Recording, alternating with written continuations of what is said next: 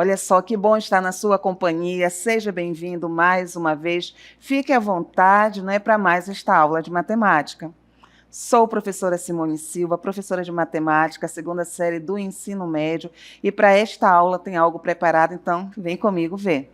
A nossa aula de número 9 tem como objeto de conhecimento análise de gráficos envolvendo proporção, grandezas diretamente e inversamente proporcionais, função do primeiro grau, função do segundo grau, função exponencial e função logarítmica, com detalhamento em função polinomial do segundo grau. Então, agora é aquele momento ali que você tem para arrumar o seu material aí de anotação, né? Abrir o caderno, pegar caneta, lápis, seja lá o que você for usar para escrever, silenciar o celular e manter a sua atenção, o seu foco máximo aqui. Vamos então para a nossa aula.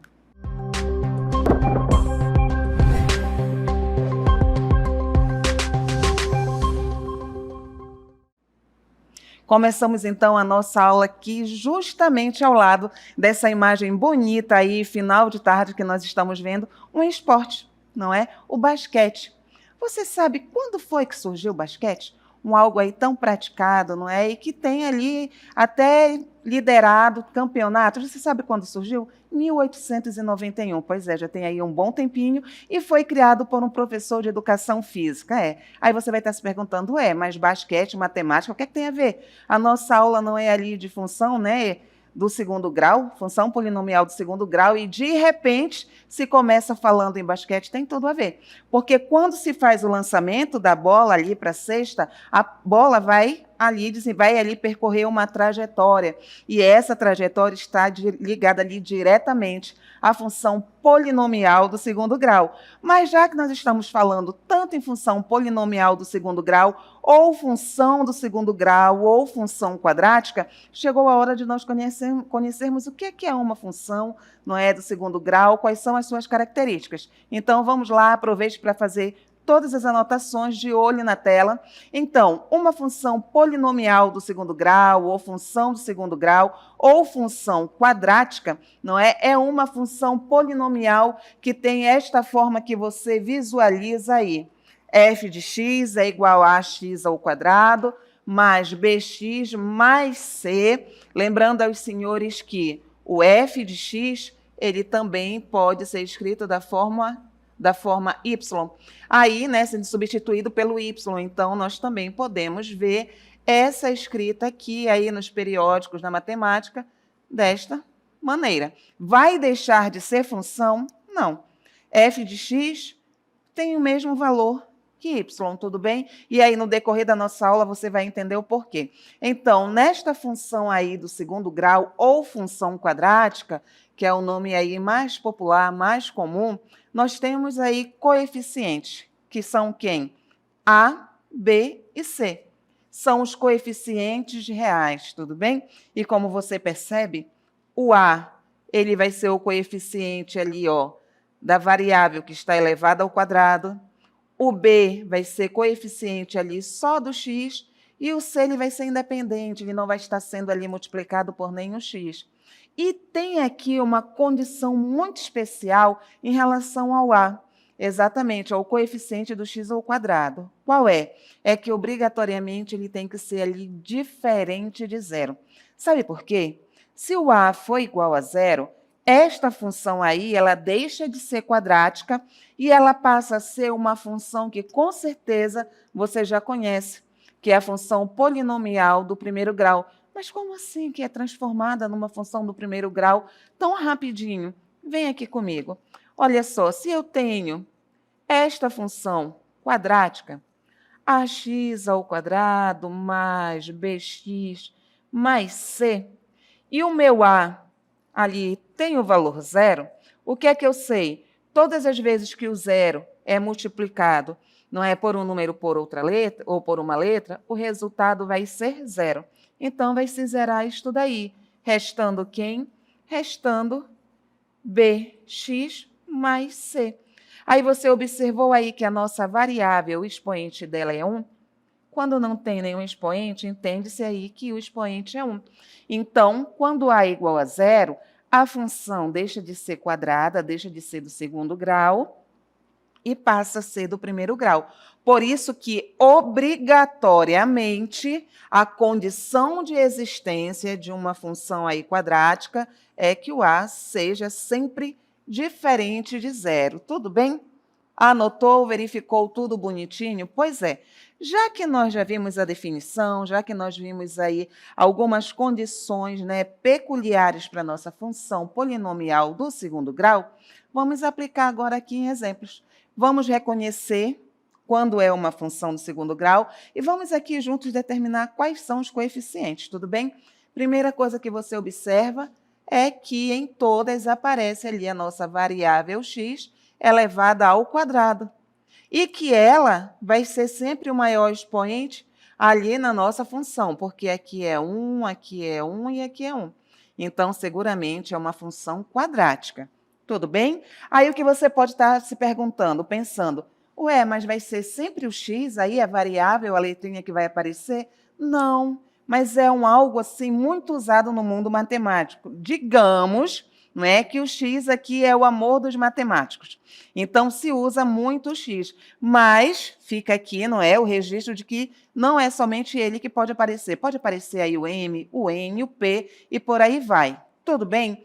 Então, aqui, em relação ao primeiro exemplo, já que nós já reconhecemos que é uma função quadrática, vamos determinar juntos quem é o valor do a, do b e do c. Lembra aí que o a ele vai ser sempre ali o coeficiente de quem? Do x ao quadrado. Então, você observando, que eu sei que você é esperto, você já sabe que o a, 1, vale 1.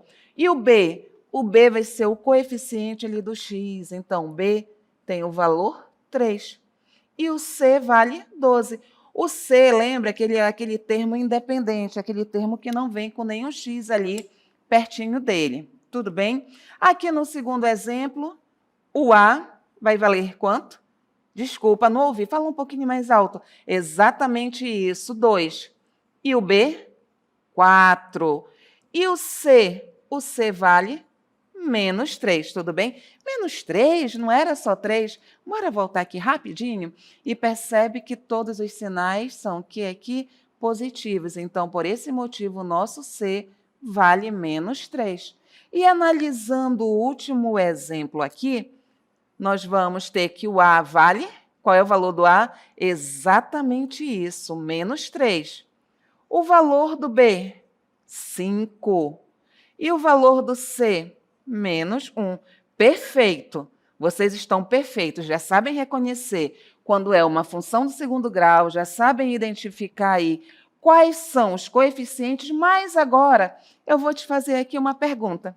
Vamos supor que você se depara com esta função bem aqui. 3x ao quadrado menos... Não, vou colocar mais 4x. Será que é uma função do segundo grau? Será que é uma função quadrática? O que é que você acha? Ah, porque ela não tem aí os 3 componentes? Só que preste atenção, se ela não tem os 3 componentes, eu posso completar aqui com 0. É sim uma função quadrática, onde o a tem o valor 3, o b tem o valor 4 e o c ali vale 0. Olha só um outro exemplo aí para você ficar ligado, até porque turma de ensino médio, galera de ensino médio, logo, logo aí vai estar se deparando com vestibular, se deparando com o Enem. Então, são esses pequenos detalhes que nós, enquanto estudamos, aí temos que estar ligados e verificando sempre, tudo bem? Porque não se pode perder nenhuma questão. Agora, olha este outro exemplo. 3x ao quadrado mais 4. Será que é uma função quadrática? Sim.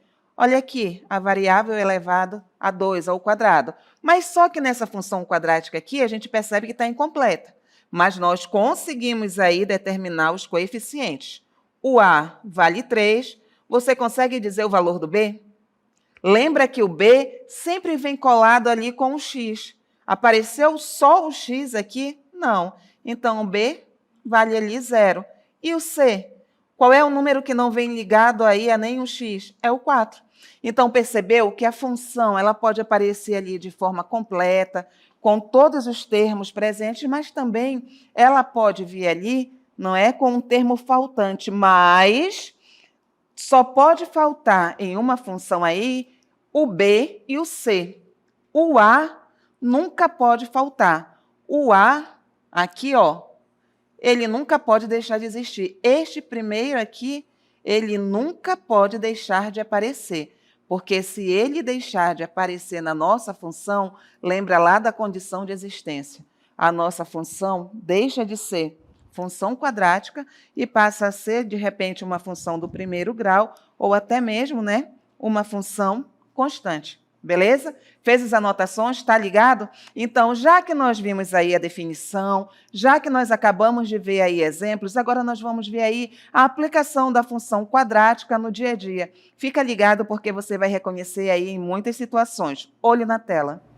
Aplicações da função quadrática no dia a dia. Você já parou para pensar como a matemática está presente no nosso dia a dia? A função quadrática, por exemplo, não é apenas um conceito teórico. Ela tem aplicações práticas em diversas áreas, desde esportes até engenharia e economia. Vamos explorar algumas dessas aplicações. No futebol, a trajetória de uma bola chutada pode ser descrita por uma função quadrática. A altura da bola em relação ao tempo segue uma parábola. E entender essa curva ajuda atletas e treinadores a melhorar a precisão dos chutes e a estratégia do jogo. Na engenharia, a função quadrática é usada para projetar estruturas como pontes e arcos. A forma parabólica garante a distribuição uniforme de força, proporcionando segurança e estabilidade às construções. Na economia, a função quadrática ajuda a modelar custos, receitas e lucros. Por exemplo, o lucro de uma empresa pode ser representado por uma parábola, onde o vértice indica o ponto de máximo lucro. Isso auxilia gestores a tomar decisões estratégicas. Na física, o movimento de um projétil, como um foguete ou uma bola de basquete, é descrito por uma função quadrática. A altura do objeto em relação ao tempo forma uma parábola, permitindo calcular a distância e a altura máxima alcançada. Até na natureza, encontramos a função quadrática, o formato parabólico de jatos de água, em fontes ou arco de uma cascata, são exemplos de como a matemática está presente em fenômenos naturais. A função quadrática está mais próxima do nosso cotidiano do que imaginamos, seja no esporte, na engenharia, na economia ou na física. Ela nos ajuda a entender e melhorar o mundo ao nosso redor. A matemática, afinal, é a linguagem do universo. Gostou de conhecer as aplicações da função quadrática? Continue explorando a matemática e descubra como ela pode transformar o seu dia a dia. Pois é, vendo aí as aplicações da função quadrática aí no nosso dia a dia, remeti agora ao momento ali da infância que todos nós, com certeza, já vivemos, que é pegar ali a mangueira, o jato d'água, não é? Posicionado ali contra o sol para que se formem as cores do arco-íris, lembrou? Pois é, todos nós já fizemos isso. E esse trajeto da água ali é uma parábola aí que a gente costuma brincar, né? A gente sempre diz assim, não, ajeita a mangueira para a água cair aí curvada. E, na verdade, a trajetória ali é uma parábola e já é a aplicação de uma função quadrática, como todos nós acabamos de ver. Mas quando nós estamos estudando função quadrática, a função ali do primeiro grau, há um passo muito importante dentro desse estudo, que é saber como determinar os zeros de uma função. E é isso que nós vamos ver agora na função quadrática. Então, vamos lá. Zeros da função quadrática, ou também conhecidos aí como raízes, certo? Os zeros ou raízes da função quadrática são os valores de x que tornam f de x igual a zero. Olha só, gente. Quando você estiver aí estudando, quando você estiver aí, não é, fazendo ali as suas orientações, eu sempre costumo dizer o seguinte: crie link para quando você precisar ali retomar aquele conteúdo na hora de resolver uma questão, você consiga lembrar do que exatamente se trata. Como assim link? Crie um caminho aí mental. Descubra aí uma palavra, não é, que relacione zero de uma função quadrática a como você pode resolver. Então, aqui, os zeros de uma função, a gente vai perceber que são os valores que nós vamos colocar aqui no lugar do x, para que depois de fazer ali todos os cálculos envolvidos, todas as operações, o resultado dê zero. Ou seja, vai ser ali o valor do x que vai fazer com que a nossa função zere. Então, aí, ainda em relação aos zeros da função quadrática, o que é que eles representam? Eles representam os pontos onde a parábola intercepta, corta o eixo x, tudo bem? E quando se fala em eixo x aqui, é interessante, é importante a gente lembrar aqui um detalhe. O eixo x vai ficar sempre na horizontal e na vertical nós vamos ter ali o nosso eixo y, também aí conhecidos como eixo das abscissas e eixo das ordenadas. Então, intercepta o eixo x significa que os zeros da função quadrática irão cortar aqui o eixo x. Tranquilo? Já falamos muito aí em criar link mental, o que é o zero da função quadrática, qual é o comportamento dele em relação ao eixo x, mas é interessante saber como proceder para encontrar esses zeros. Então, olha o que diz aí o nosso texto. Para encontrar os zeros, resolvemos a equação ax² mais bx igual a zero. Aí, com certeza, alguém já disse, epa, tá estranho. Por que isso igual a zero? Lembre, tá? Que nada mais é do que a função igual a zero. E se nós estamos falando de função quadrática, a função quadrática tem esta forma, esta escrita. Então, já pegamos a função e igualamos a zero. Para nós conseguirmos resolver, nós vamos precisar usar uma fórmula muito conhecida aí, que é a fórmula de Bhaskara, que com certeza você já viu em livro, não é? Quando era mais novinho que via alguém da família estudando, dizia: gente, que fórmula é essa? Como é o nome disso aqui dentro da raiz? O que é raiz? Então, vamos lá. A fórmula de Bhaskara ela vai ser o caminho para que se encontre ali os zeros da função quadrática, também conhecida como raízes, né? Os valores de x que vão fazer, não é, esta função ser igual a zero. Os valores que serão substituídos aqui, um de cada vez, para que o resultado seja zero. E só lembrando você também aí mais de um detalhe, tá? Como é ax², nós teremos aqui duas raízes. Nós teremos dois valores para x, tudo bem? Então, para chegar a esse valor, nós vamos usar a fórmula de Bhaskara, conhecidíssima, queridíssima, porque nos auxilia, que nada mais é do que x é igual a menos b, mais ou menos raiz do delta, ou discriminante, dividido por 2a, mas é interessante eu dizer para você o seguinte, que este b e este a que aparecem aqui na fórmula, eles são nada mais, nada menos do que os coeficientes que nós vimos lá no início da nossa aula. Por isso que é interessante, é importante, é vital no estudo de função quadrática você saber identificar os coeficientes. Porque agora eles se farão aqui, ó, presentes na fórmula de Bhaskara. Ah, mas não apareceu o C. O C ele vai aparecer na fórmula do discriminante.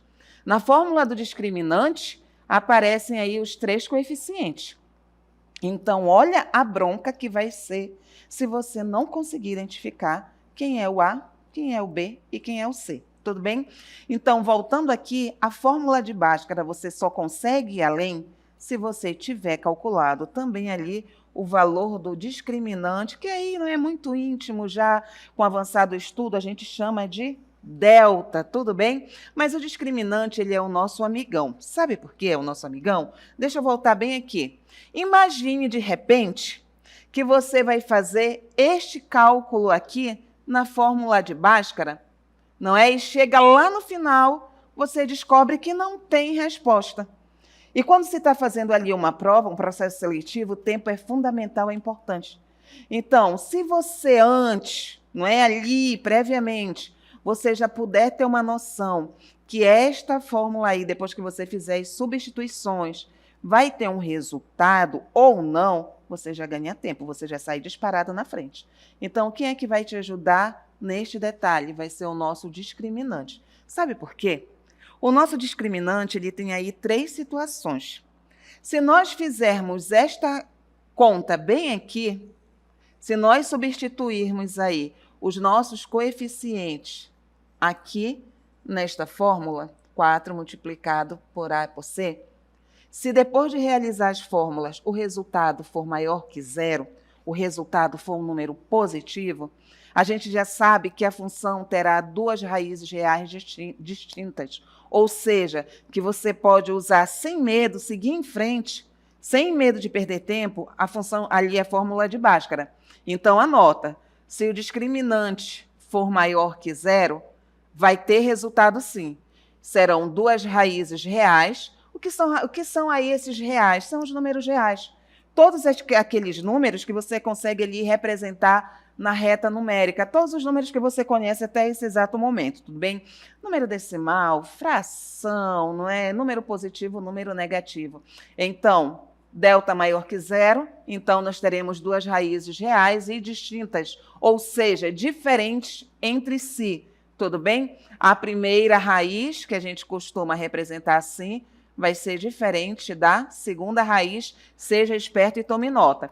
Se o nosso delta for igual a zero, também podemos seguir aí calculando a fórmula de Bhaskara, porque o delta igual a zero nos assegura que nós vamos ter uma raiz real dupla. O que é isso? As duas raízes serão iguais entre si. Tudo bem? Deixa eu só ajeitar aqui esse igual, para não causar aí dúvida em você, querer saber se é ou não igual, diferente, tá? Então, aqui nesse caso, x1 vai ser de novo.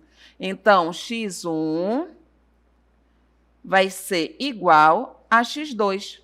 E a terceira situação é, se o nosso delta, se o nosso discriminante for menor que zero, for um número negativo, pode abandonar o cálculo ali da fórmula de Bhaskara. Por quê?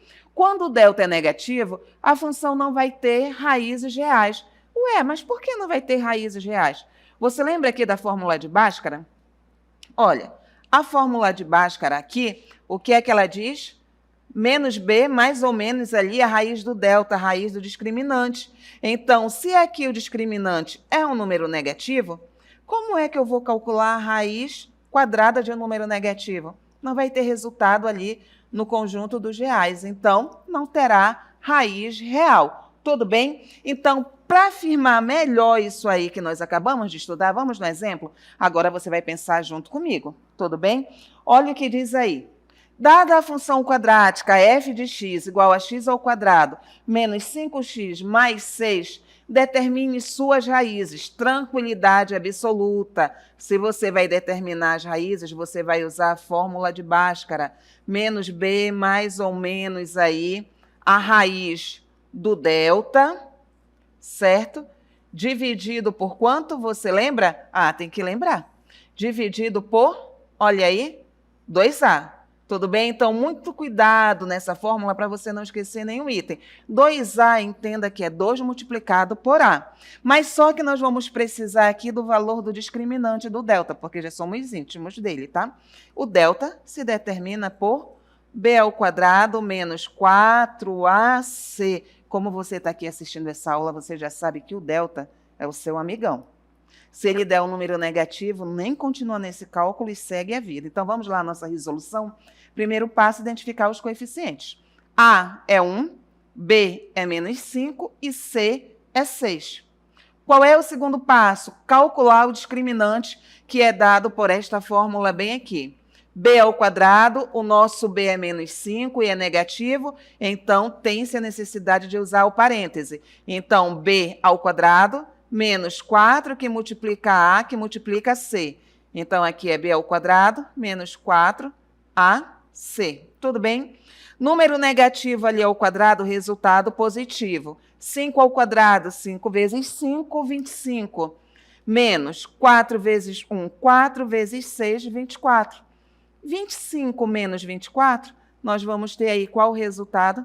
Nós vamos ter o resultado 1, agora nós vamos analisar. Delta é igual a 1. 1 é um número positivo, negativo, zero. Positivo é maior do que zero. Se o discriminante é maior do que zero, nós vamos continuar nos cálculos? Seguramente que sim. Por quê? Quando o delta é maior que zero, nós sabemos que as duas raízes existirão e que elas são diferentes entre si. Então, avançando para ir à caça dessas raízes, agora sim, calculamos o discriminante, nós vamos usar aí a fórmula de Bhaskara, que é essa bonitinha aqui, tudo bem? Que a partir de agora você já fotografou aí mentalmente, para usar em resoluções futuras. Então, vamos lá? Já sabemos o valor de B, já sabemos o valor do A e já sabemos o valor do discriminante, vamos substituir. Então, substituindo os valores de A, B, que são os coeficientes, e delta, que é o nosso discriminante, temos a fórmula quem é? Menos B. X é igual a menos B, mais ou menos a raiz do delta, tudo dividido por 2 vezes A. Então, B é menos 5. Menos B, mais ou menos a raiz do delta, que é 1, tudo dividido por 2 multiplicado por 1, que é o valor do nosso A. Jogo de sinal. Apareceu menos na frente do parêntese, quem estiver dentro do parêntese vai sair com o sinal trocado. Como era menos 5, saiu 5. Se fosse, de repente, mais 5, sairia menos 5, tudo bem? Então, menos 5 vai sair com o sinal trocado, vai ser 5. Raiz quadrada de 1. Quem é que é elevado ao quadrado dá 1? É o próprio 1. Então, mais ou menos 1 dividido por 2. E é aqui que vem mais uma interpretação para os senhores, tudo bem? Então, vamos lá. Olha só, presta atenção que aqui nós temos mais ou menos, né, 1. É aqui que nós vamos fazer a dissociação para calcular tanto o x1 quanto o x2. O cálculo do x1, que é uma das raízes, e é um modo que a gente representa aí matematicamente, tá? Nós vamos usar o sinal positivo.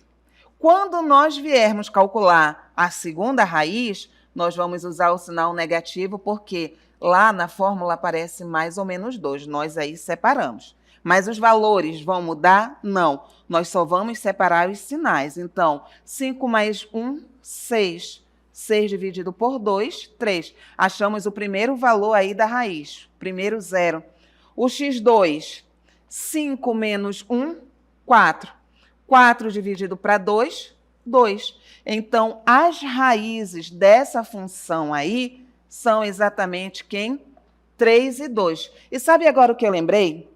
Aqui que com certeza alguém deve ter pensado, né, e vai ficar com vergonha de perguntar, e vai ficar guardando aquela dúvida, e até porque dúvida não enriquece ninguém. Quando se fala em raízes ou então em zeros da função, não é porque o valor do x aqui na função vai ser sempre zero, não é isso. Muito cuidado. Nós vamos, através ali da fórmula de Bhaskara, já que nós estamos ali estudando uma função, já que estamos aqui estudando uma função do segundo grau, nós vamos descobrir, passando aí pelas duas fórmulas, quais são os valores que se substituem ali no lugar do x, para que depois, não é, substituindo aqui, este resultado dê zero. Tudo bem? Tranquilo? Então, vamos avançar mais um pouquinho. Nós temos aqui um segundo exemplo. Dada a função x² menos 5x mais 6, determine o valor dos zeros da função. Primeira coisa que nós temos que fazer é identificar os coeficientes. Então, olha para cá. O A não existe. Que é isso? Para de falar besteira. Quando aparece só a letra, na frente dele vai ter um 1. Porque quando se multiplica um por um número por uma letra, o resultado ali vai ser a própria letra ou o próprio número, tudo bem? Então, você viu a letra sozinha ali, o x², o m², o p², automaticamente o A vale 1. O B vai valer menos 5 e o nosso C vale 6. Calculando agora o discriminante, vai ficar b² menos 4ac. O B é menos 5, já substituímos aí, vai ficar menos 5², 25, menos 4 vezes 6, 24. O nosso discriminante é 1, novamente, positivo, então esta função terá ali duas raízes diferentes entre si. Aplicando o Bhaskara agora, 5 mais ou menos raiz do delta dividido por 2, e fica agora aquele detalhe bem aqui, tudo bem? A primeira raiz que você vai determinar vai usar o positivo, e a segunda raiz que você vai determinar vai usar quem? O negativo. Tudo bem? Então, fazendo aí o resultado, até porque se assemelha muito à questão anterior. Raiz quadrada de 1 é 1, 5 mais 1, 6, dividido por 2, 3. 5 menos raiz quadrada de 1 é 1, 5 menos 1, 4, dividido para 2, é 2. Tudo bem? Então, vamos avançar aqui mais um pouquinho aí. Já falamos de zero e agora nós vamos falar de valor numérico da função quadrática. O que é um valor numérico? É quando você troca a letra por um número. Tudo bem? Então, avançando, nós temos um exemplo. Considere a função quadrática 2x² menos 3x mais 1. Vamos calcular o valor numérico para quando x tiver valor 2. Preste atenção. Não vai aqui trocar valor numérico por raiz. Raiz você vai determinar usando Bhaskara. Valor numérico você vai trocar variável por um número. Onde tiver x, quem vai entrar? O 2. Mas tudo que o x estava fazendo, o 2 também vai fazer. Então, vai ficar f de x era este aqui, ó. 2 vezes x² menos 3x mais 1. Então, 2 vezes o valor do x² menos 3 vezes o x, que vale 2, mais 1. Finalizando os cálculos, 2², 4. Ali, 3 vezes 2, 6, vai ficar menos 6 mais 1. 2 vezes 4, 8. 8 menos 6 mais 1. E nós vamos chegar aí que f de 2 é igual a 3. Ou seja, quando eu troco o x por 2, esta função aí, depois de realizar todas as operações, tem o valor 3. Tudo bem? Então, aí está, não é? Todo o nosso estudo de função quadrática. Espero que você tenha realizado aí todas as anotações. Muito obrigada aí pela sua companhia e até o próximo encontro.